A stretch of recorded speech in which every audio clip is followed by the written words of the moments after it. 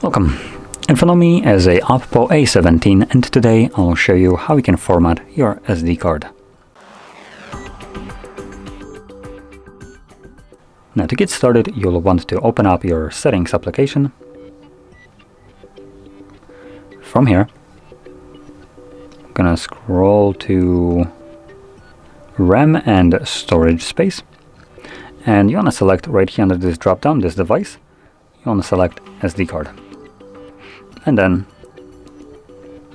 once you tap on the three dots, it will give you the format option right here. Click on it, brings up a window letting you know that formatting will erase existing content on the SD card. To avoid losing content, back it up to another SD card or device. So obviously if you want to keep anything that is on it, make a copy of it. If you don't, disregard this and select format SD card. This will begin formatting it, which only takes like 10 seconds to finish up, and should be right about done at any moment now. There we go. Click on done and that's it. So if you found this very helpful, don't forget to hit like, subscribe, and thanks for watching.